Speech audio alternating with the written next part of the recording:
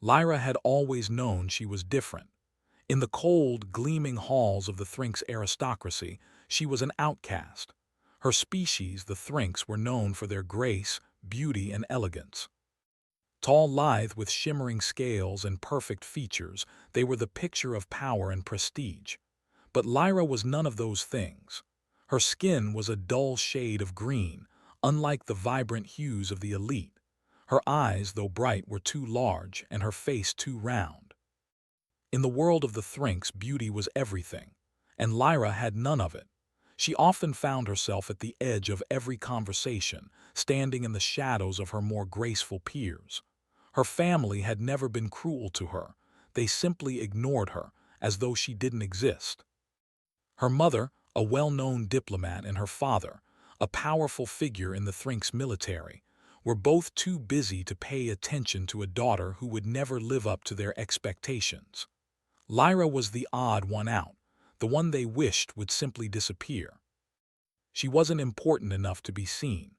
Life in the grand city of Atheris was harsh for someone like Lyra. The streets were lined with towering marble structures, their spires glistening in the twin suns above. The air was thick with the scent of exotic flowers and the hum of flying vehicles zipping by.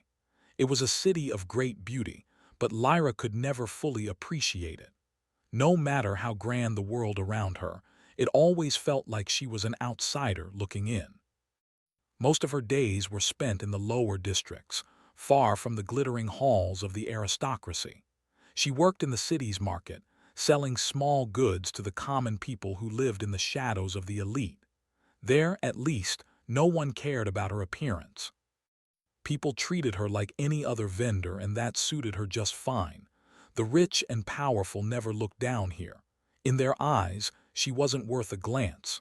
On the day the humans arrived, Lyra hadn't expected much to change. She had heard whispers about the human delegation for weeks. The Thrinx, though powerful and advanced, had never truly interacted with humans. They were seen as an unknown, something distant and slightly feared. The Thrinx had made their mark on the galaxy with their technological advancements and their complex politics, but the humans were an enigma. No one quite understood them. They were brutal, passionate, and unpredictable. The ruling council of the Thrinx had decided to invite a human envoy to Varus 9, hoping to learn more about their strange and aggressive neighbors. The summit was to take place in the grandest hall of Atheris, a place where only the most important figures in society were ever allowed. Lyra had no business being there. She was, after all, only a vendor, a nobody in the grand scheme of things. But her mother insisted that she accompany her to the summit. "You need to see the humans for yourself, Lyra," her mother had said, brushing aside her daughter's protests. "It is an important event for our people. You may learn something." So despite the ache in her heart, Lyra dressed in the best clothes she owned, a simple tunic made of silk, and followed her mother to the summit. She felt out of place from the moment they arrived. The grand hall was unlike anything she had ever seen. It was a breathtaking display of Thrinx artistry, with high, vaulted ceilings, polished stone floors, and holographic displays showing images of the farthest reaches of the galaxy. The seats were filled with the most influential people in Thrinx society, all dressed in the finest silks and adorned with precious gems. Lyra felt small and invisible. She stood beside her mother, keeping her head down, trying to remain unnoticed. Her mother was talking to several high-ranking diplomats, her voice smooth and confident. Lyra's attention drifted to the center of the room, where a group of humans had just entered. They were led by a tall man with short-cropped brown hair and sharp blue eyes. He looked so different from the Thrinx, and yet there was something striking about him. He stood tall, his posture strong and confident, and his eyes scanned the room with an intensity that made Lyra's heart race. She watched him as he moved through the crowd. He wasn't like the others. There was no arrogance in his manner, no air of superiority. The humans were not dressed in the elaborate silks of the Thrinx, but in simple, functional clothing.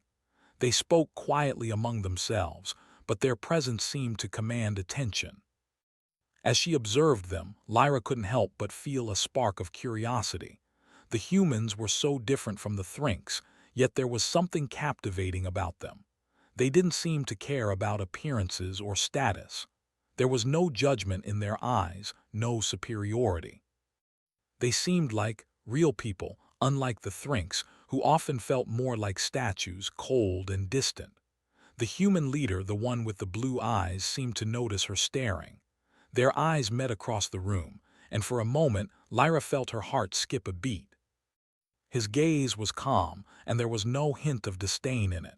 He didn't look at her with the usual pity or judgment she had grown used to. Instead, he simply looked at her, as if she were important, as if she mattered. The moment passed quickly, and Lyra turned her gaze away, feeling a flush rise in her cheeks. She didn't want to be caught staring, especially not by someone like him, but she couldn't shake the feeling that something had shifted inside her. For the first time in her life, someone had looked at her without judgment, without dismissing her as insignificant. She didn't know why it mattered, but it did. It felt like a small, fleeting hope had ignited in her heart, one she hadn't known existed before. The summit proceeded, and Lyra tried to focus on the discussions happening around her. But her thoughts kept drifting back to the human leader. His face lingered in her mind, and the memory of his gaze burned in her chest. It was a strange, unfamiliar feeling, a mix of warmth and curiosity. She couldn't understand it. She had no reason to care about a human. She had no reason to care about anything. But when the summit finally ended and the human delegation prepared to leave, Lyra's heart sank. The human leader, Cadden Carter, as she overheard someone call him, was speaking with a group of Thrinks diplomats. Lyra had hoped to remain unnoticed, but somehow her feet carried her toward him. She couldn't stop herself. It wasn't as if she had a plan or knew what she would say. She just knew she had to speak to him, even if it was only for a moment. As she approached, Cadden turned his gaze toward her once more. This time there was no hesitation, no confusion in his eyes. He smiled, a genuine smile that seemed to light up the room. It was warm, kind, and completely unexpected. "Hello," he said, his voice deep and steady. "I'm Cadden, and you are—" Lyra stood frozen for a moment, unsure how to respond. His smile made her feel like she mattered, like she wasn't invisible after all. She swallowed hard, gathering the courage to speak.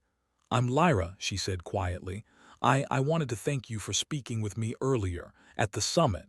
Cadden's smile softened. "It was nothing," he said. "I was just trying to make sure everyone felt welcome. It's not every day we meet people from different worlds." Lyra blinked in surprise. He wasn't just speaking to her because he had to. He was speaking to her because he genuinely wanted to. It was a small thing, but to Lyra, it meant everything. In that moment, she realized that perhaps there was more to this human than she had thought. And maybe, just maybe, he saw her as more than just an outcast. The days following the summit felt like a strange dream to Lyra. She couldn't stop thinking about Cadden Carter, the human who had treated her like a person, like someone worth listening to. It wasn't just his smile or his kind words that lingered in her mind. It was the way he had looked at her, with an openness she had never known. He had seen her, truly seen her, and for the first time in her life she felt noticed. Her days, which had once been dull and monotonous, now felt somehow different. The city of Atheris, which she had always found cold and unwelcoming, now seemed full of possibility. She found herself walking through the marketplace with a lighter step, wondering if maybe, just maybe, things could be different. But she didn't dare to hope for too much. After all, she was still just Lyra, the daughter of a diplomat and a soldier, a girl who didn't belong. The next few days passed in a blur. She continued her work in the lower districts, sorting through supplies and managing the market stalls. But her mind was often elsewhere, drifting back to Cadden and the brief conversation they had shared.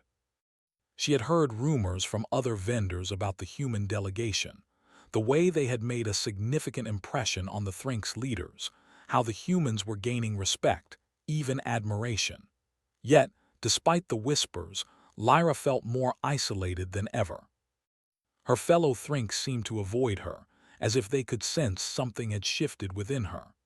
The aristocracy remained distant, too wrapped up in their politics to care about a lower-class woman like her. It didn't matter how much her heart had stirred when Cadden had spoken to her. In the end, she was still invisible to her people. But then, something unexpected happened. One afternoon, while Lyra was sorting through a shipment of rare fabrics in the market, a familiar figure appeared. It was Cadden. He was standing at the edge of the market, scanning the stalls with a quiet intensity. Lyra's heart skipped a beat as she realized he was looking directly at her. She froze for a moment, unsure if she should approach him. She was just a vendor, a nobody in the grand scheme of things. What would he want with her? But as she hesitated, Cadden walked toward her, his gaze never wavering. "Lyra," he said, his voice warm, with none of the cold formality she had grown used to from the Thrinks. "I'm glad I found you." Lyra was taken aback. She hadn't expected him to seek her out, not after their brief interaction at the summit. She blinked, still trying to process the fact that he had remembered her at all. I didn't think you'd look for me." Cadden smiled, a genuine, easy smile that made Lyra's heart race. "I don't often forget someone who's kind enough to speak with me. I've been thinking about you, actually." Lyra felt a mix of surprise and confusion. "Me?" "Yeah," Cadden said, stepping closer. "You're not like the others here. You don't have that coldness in your eyes." "It's nice, you know." Lyra felt her cheeks flush. It wasn't the kind of compliment she was used to, but it made her feel something warm inside, something she hadn't felt in a long time. She looked down at her feet, unsure what to say. "I don't know what to say." "There's no need to say anything," Cadden replied. "I just wanted to talk to you again. Would you be open to that?" Her heart pounded in her chest. She had never been asked to simply talk by anyone in such a genuine way. I don't know if I'm the right person to talk to." Cadden raised an eyebrow. "Why not?" Lyra hesitated. She was so used to being dismissed, so used to hearing that she wasn't important. She didn't belong in the circles that Cadden moved in. She wasn't beautiful enough or wealthy enough or powerful enough. "I'm just not someone who matters," she said quietly, almost to herself. To her surprise, Cadden reached out and gently lifted her chin, making her look at him. His expression was soft, understanding. "That's not true, Lyra. Everyone matters. You matter." Her breath caught in her throat, and for the first time in years she felt like she wasn't invisible, like she wasn't just a ghost in the background of her own life. I don't know why you're being so kind to me," Lyra said, still unsure of what to think. "I'm just a vendor, I'm nothing special." Cadden shook his head. "You're more than that, you just don't see it yet. Maybe that's why I'm here. I think you need someone to remind you of that." The words settled in her chest like a strange weight, heavy but comforting. Could it be true? Could someone like him, someone from a race as powerful and advanced as the humans, really think she was more than what she had been told her whole life? Maybe you're right," she said softly, her voice uncertain. "But I don't know how to change what I am." Cadden smiled again, his eyes soft and encouraging. "You don't have to change. You're already enough as you are. All you need is to see it yourself." Lyra stood there for a moment, stunned by his words. No one had ever spoken to her like this, and certainly not anyone with such confidence. She could feel something stirring inside her, something she had never allowed herself to feel before: hope. As they stood in the marketplace, surrounded by the hustle and bustle of everyday life, Lyra realized that she had been living in a small world. A world where she had convinced herself that she would never be good enough. But standing there with Cadden looking at her like she was important, she felt a shift deep within her. Maybe there was more to her story than she had ever imagined.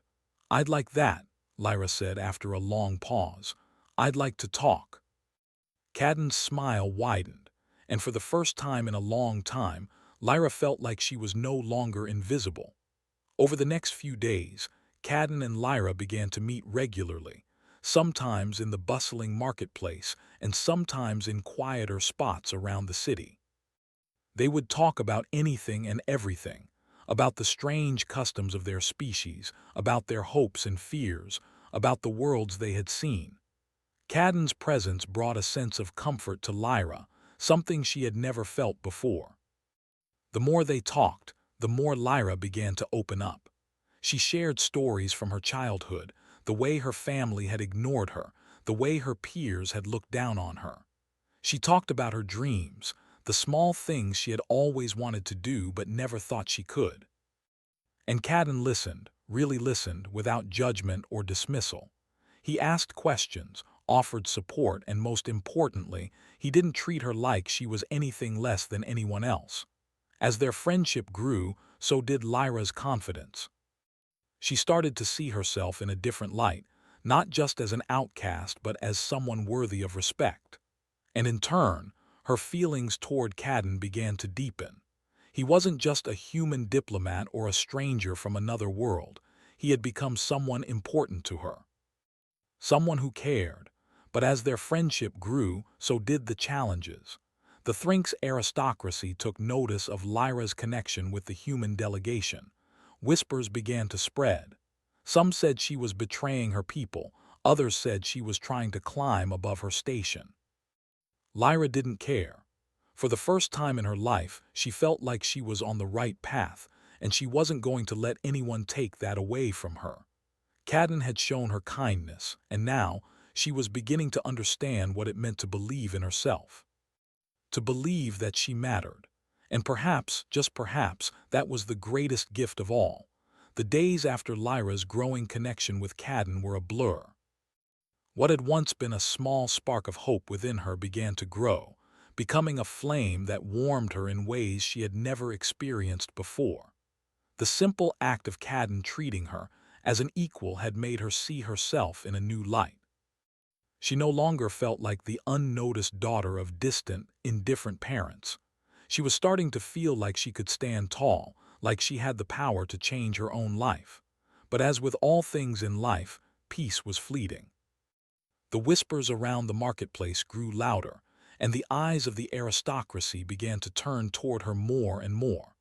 Lyra could feel the weight of their gazes pressing down on her. They didn't understand what was happening between her and Cadden. They didn't understand that she had found something more than just kindness in him.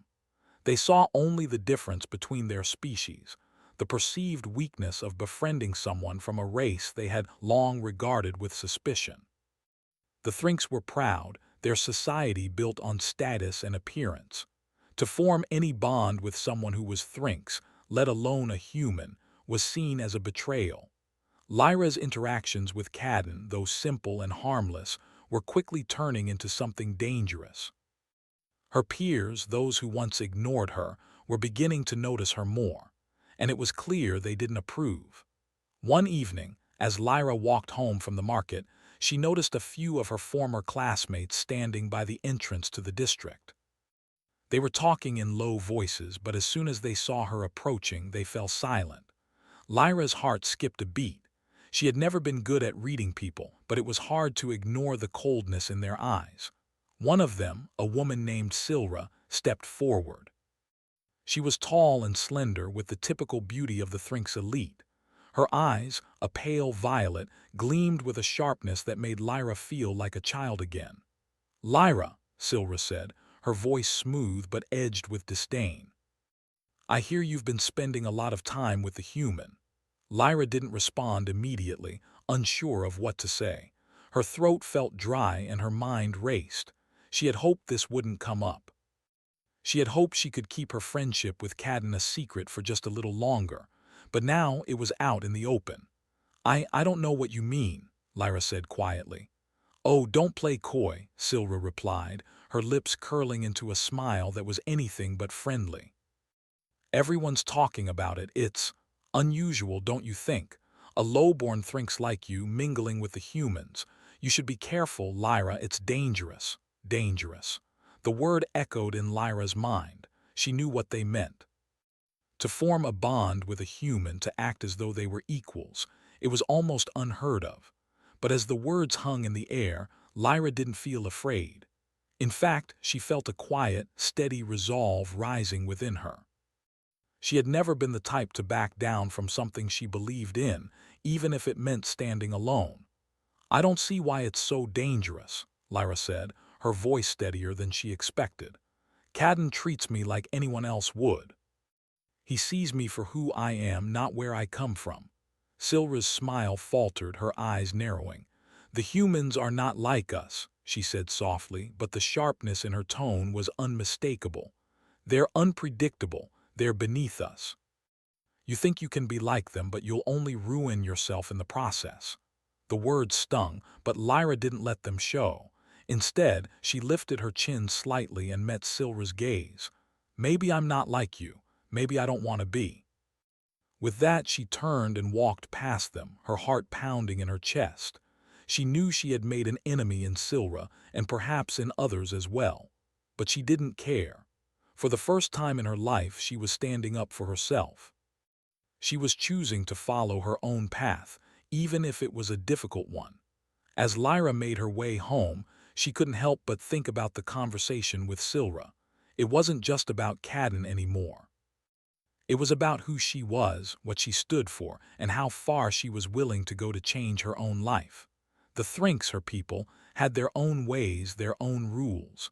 But those rules had never worked for her. They had always kept her in the shadows. Now she was stepping into the light, no matter how hard it might be. The next day, as the human delegation made its rounds through Atheris, Lyra found herself once again standing in the marketplace, watching Cadden as he spoke to a group of Thrinks diplomats. He was so different from the others, so open and straightforward.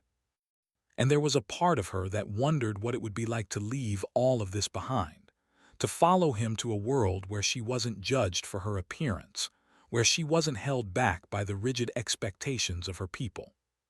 She couldn't help but daydream just for a moment about a future with Cadden, a future where she wasn't invisible, where she wasn't just the daughter of a powerful family. Maybe she could be someone important, someone who mattered in her own right. But as the thought crossed her mind, she quickly pushed it aside. It was a dream, and dreams weren't meant for people like her. That afternoon, as Lyra was finishing her work in the market, she received a message from Cadden.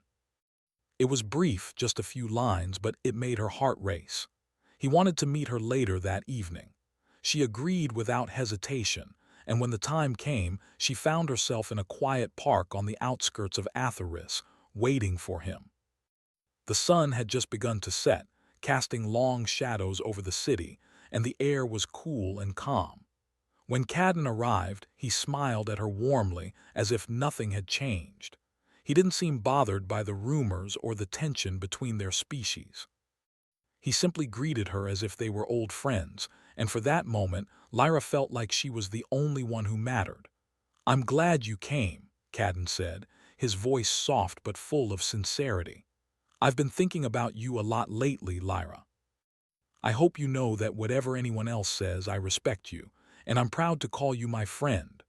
Lyra smiled, her heart swelling with something she couldn't quite explain. It wasn't just the words themselves, it was the fact that he meant them. She could see it in his eyes. He didn't care about the differences between their species. He cared about her. "I'm glad, too," Lyra said quietly. "You've been a good friend to me. You've shown me what it means to be seen, to be heard, and I don't want to lose that." Cadden's smile widened, and for a moment the world seemed to fall away. There was only the two of them, standing in the quiet park as the stars began to twinkle in the darkening sky. "I won't let you lose it," he said firmly. "You've got a place in this world, Lyra. Don't ever forget that." Lyra looked up at the stars, her mind spinning with possibilities. She knew the path ahead wouldn't be easy. There would be more whispers, more judgment, more obstacles. But with Cadden by her side, she felt like she could face anything. She wasn't alone anymore. And for the first time in her life, she believed that she was worthy of standing tall. As the evening drew to a close, Lyra felt a sense of peace settle over her. She didn't know what the future held, but she knew that for the first time she was making choices for herself. And that, in itself, was a victory. The days that followed felt like they moved in a blur. Lyra had never imagined that her life could change so dramatically in such a short amount of time. Her interactions with Cadden had opened her eyes to new possibilities, to a world where kindness and respect were more important than wealth or status. But the whispers of the Thrinks aristocracy were growing louder, and she could feel the pressure building. As much as she tried to ignore it, the reality of her situation began to settle in. The Thrinks didn't like change, especially when that change involved one of their own stepping outside the rules. Her growing friendship with Cadden had become a topic of endless gossip. Even her family, though they had never been particularly close, had started to question her actions. Her mother had tried to talk to her, urging her to be careful and to remember her place in society. But Lyra was no longer the same person who had quietly accepted being overlooked and dismissed. She had seen a different side of herself, one that had the strength to stand up for what she believed in.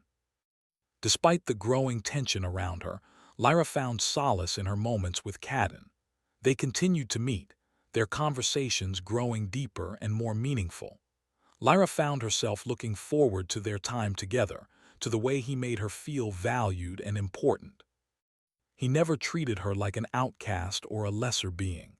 He treated her like a partner, someone who had just as much to offer as anyone else. One evening, as they sat in the park overlooking the city, Cadden turned to her with a serious expression. "Lyra," he said softly, "there's something I need to tell you." Lyra felt a knot tighten in her stomach. "What is it?" "I'm leaving soon," Cadden said, his voice quiet but firm. "The human delegation is heading back to Earth, and I have to go with them." The words hit Lyra like a cold wave. She had known this day would come, but hearing it out loud made it all feel so real. She had never expected that their time together would last forever, but the thought of losing him made her chest ache. "You're leaving," Cadden nodded. "I have to. It's my duty. I can't stay here forever." Lyra felt a mixture of emotions surge within her. There was sadness, of course, but also a strange sense of understanding. She knew that duty was important to Cadden, and she didn't want to be the one to hold him back. "I understand," she said, her voice trembling slightly, "but it doesn't make it any easier." Cadden reached over and gently took her hand in his. "I don't want to leave you, Lyra, but you have to know I'm not leaving because of anything you've done. It's just the way things are." Lyra squeezed his hand, feeling a surge of warmth. "I know," she whispered. "I know." For a long time, neither of them said anything. The silence between them was heavy, but it wasn't uncomfortable. They were simply two people sharing a moment, both trying to come to terms with the reality of their situation. After a while, Cadden spoke again. "I've been thinking about you a lot, Lyra," he said. "I know things are complicated here, but I want you to know that no matter what happens, I'm always going to be here for you. You don't have to go through this alone." Lyra felt a tear slip down her cheek, though she quickly wiped it away. "You've already done more for me than I ever could have imagined," she said, her voice thick with emotion. "I never thought anyone could see me like you do." Cadden's expression softened, and he brushed a lock of hair from her face. "You're worth seeing, Lyra. Don't ever forget that." "I won't," she said, nodding, though the fear in her chest didn't completely go away. "I won't forget." That night, Lyra went home with a heavy heart. She lay awake in bed, staring at the ceiling, thinking about everything she had learned over the past few months. The world she had known, the life she had led before meeting Cadden, felt so far away. She had been so lost in the expectations of others, so focused on trying to fit into a mold that was never meant for her. But now, she understood that she didn't have to follow the rules. She could be her own person, someone who made her own choices, someone who wasn't afraid to challenge the status quo. But there was still the question of what came next. Could she really stand up to her people? Could she go against everything she had been taught and choose a different path for herself? The Thrinks, especially her family, would never approve of her choices. They would see her as a traitor, as someone who had abandoned their way of life. Lyra knew that. But what she didn't know was whether she could continue to live in a world that didn't see her for who she really was. The next day, Lyra made a decision. She went to see her mother. They hadn't spoken much in the past few weeks, but Lyra knew that if she didn't have this conversation, she would never be able to move forward. She found her mother in the grand house they shared, sitting in a room full of delicate antiques and expensive furnishings. Her mother's sharp eyes met hers as Lyra entered, and for a moment there was an uncomfortable silence. "What is it, Lyra?" her mother asked, her voice as cold and distant as ever. "I need to talk to you," Lyra said, her heart racing. "I need you to understand something." Her mother raised an eyebrow. "What's this about?" "I'm not like you," Lyra said, her voice firm. "I don't want to be part of the aristocracy. I don't want to live a life of politics and power. I want something else. I want to be my own person, to make my own choices." Her mother's expression hardened. "What are you saying?" "I'm saying I'm leaving," Lyra said, her words coming out in a rush. "I'm going to follow my own path, even if it means leaving everything behind." Her mother's face twisted with shock and anger. "You can't be serious, Lyra. This is madness. You have a duty to your family, to your people." "I'm not doing this for anyone else," Lyra said, standing tall.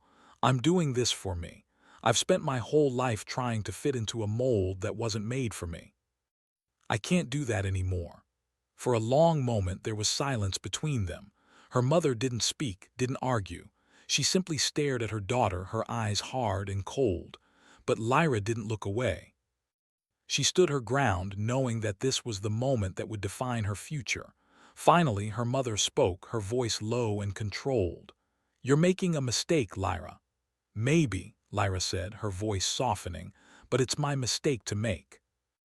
And with that, she turned and left the room, walking out of the house and into the world beyond. Lyra didn't know what the future held, but for the first time in her life, she felt free. She didn't need approval from anyone, not her family, not the aristocracy, not even the people who had judged her all her life. She had found her own strength, and that was enough. She knew the road ahead wouldn't be easy. There would be challenges, obstacles, and people who tried to tear her down. But as long as she had her own belief in herself, as long as she could keep her head high, nothing could stop her. Cadden was leaving soon, but their bond would remain. And who knew? Maybe one day their paths would cross again. But no matter what happened, Lyra knew that she was no longer the person she had been. She was someone stronger, someone who believed in herself. And that, she realized, was all she truly needed. She believed no one wanted her, until a human treated her like royalty.